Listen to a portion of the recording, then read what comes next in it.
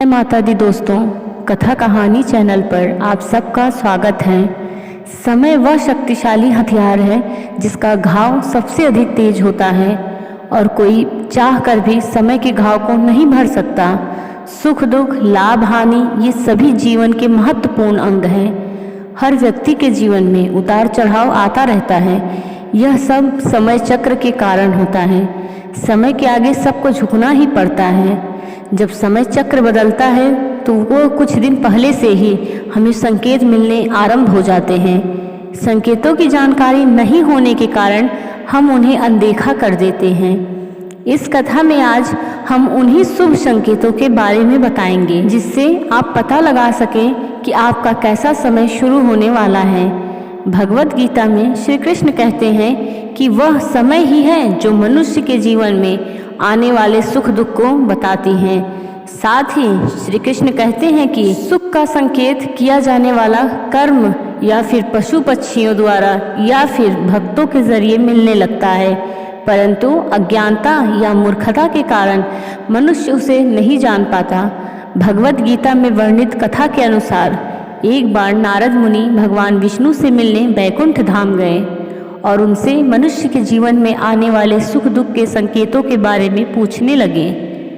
तब भगवान कृष्ण ने उन्हें बताया कि जब किसी व्यक्ति की आंखें ब्रह्मा मुहूर्त यानी कि 3 से लेकर 5 बजे के बीच खुल जाती है या फिर इस समय के बीच सपने में भगवान का स्मरण हो जाए और मनुष्यों को ऐसा लगे कि कोई उसे दिशा दिखा रहा है, तो उसके जीवन में समृद्धि से जुड़ी नई राहें खुलने लगती हैं, जिसे पूरा करने में भगवान स्वयं उसकी मदद करते हैं। इसके अलावा जब कोई मनुष्य पूजा करता है और उसके सामने भगवान के चढ़ाए हुए फूल गिर जाते हैं तो उसे भगवान का आशीर्वाद माना जाता है।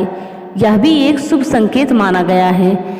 जब कोई मनुष्य सुबह उठते ही शीशे में अपना चेहरा देखता है और उसे अपना चेहरा बहुत ही खिलखिलाता और चमकता हुआ लगता है, तो ऐसे में भी मनुष्य को समझ लेना चाहिए कि उसका अच्छा वक्त शुरू हो गया है। यदि आप अचानक से बहुत खुश रहने लगे तो इसका मतलब है कि आपके मन में भगवान का वास है और उस समय जो भी आप सोचते हैं या फिर करना चाहते हैं वो पूरा हो जाता है। ऐसा भी माना जाता है कि जब आपके सपने में भविष्य में होने वाली कोई भी घटना पहले ही दिख जाती है तो इसे भी भगवान का संकेत मानते हैं। अगर आपके घर के द्वार पर गौ माता बार बार कुछ खाने को आ जाए या बिल्ली आपके घर में बच्चे को जन्म दे, बंदर आपके घर से खाने की चीज़ें खुद उठाकर ले जाए या फिर पक्षी आपके आंगन में डेरा बनाए और चहकती रहे, ऐसे कुछ शुभ संकेत यह दर्शाते हैं कि आपका आने वाला समय आपको बलवान बनाएगा। सुबह सुबह अगर आप घर से किसी शुभ कार्य के लिए निकल रहे हैं और आपको गौ माता के दर्शन हो जाएं या आपको किसी साधु, संत, महाराज या पुजारी का आशीर्वाद प्राप्त हो जाए तो यह बहुत ही शुभ संकेत माना जाता है। इसका यही अर्थ है कि आप जिस काम के लिए निकले हैं वह कार्य अवश्य ही सफल होगा। अगर सुबह सुबह आपके घर में कोई भी रिश्तेदार पैसे देकर जाते हैं तो आपके घर में लक्ष्मी के प्रवेश के बारे में संकेत दे रहा है। आप समझ लें कि आपके जीवन में धन संबंधी समस्याएं अब खत्म होने वाली हैं। श्री कृष्ण जी कहते हैं कि यदि किसी मनुष्य के हाथों में पैसे नहीं रुकते हैं और फिर अचानक से उसके हाथों में धन रुकने लगे तो मनुष्य को समझ लेना चाहिए कि खाली जेब भरने का समय आ गया है। कि कोई पक्षी आपके छत पर कोई चांदी की चीज़ छोड़ जाए या इसके अलावा भी जब आप सुबह के समय घर से बाहर निकलते हैं और आपके सामने से कोई पानी या दूध लेकर गुजरता है तो इसे भी सुख समृद्धि का संकेत माना जाता है। बच्चों को भगवान का दूसरा रूप माना गया है, इसलिए उनका भी आपके घर में आगमन का बहुत ही शुभ या भगवान का आपके घर में प्रवेश माना गया है। ऐसा कहा जाता है कि यदि कोई बच्चा रोज़ आपके घर के आंगन में खुशी से खेल रहा है तो निश्चित है कि आपके घर में खुशियाँ आने वाली हैं।